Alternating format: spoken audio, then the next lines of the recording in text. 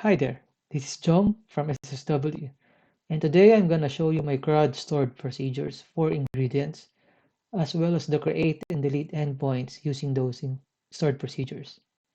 Let's get into it. Now let's take a look at our test data first. So right now we have one test data with an ID of 1 and the following values. Let's try updating it. So we're going to update this test data with an update ingredient stored procedure and then read the updated ingredient afterwards. Let's run it. So what happened is that it was updated with these values and then read. Let's try creating a new ingredient. So we're going to create a new ingredient with the stored procedure with the following values. And then we're going to capture the newly created ID and then read it afterwards.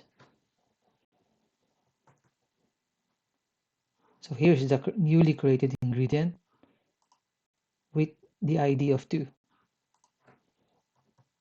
Now let's try deleting this new ingredient. So it was successful. Let's try querying the database. So as you can see, there's only one ingredient shown.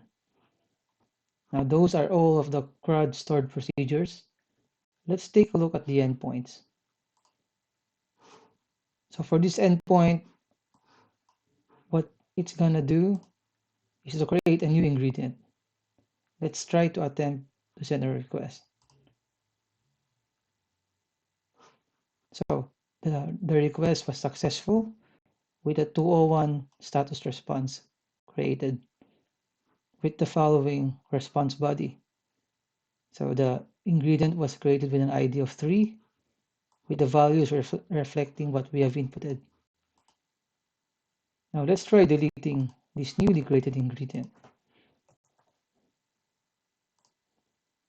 So now content indicates that it was successful. Let's try deleting it again.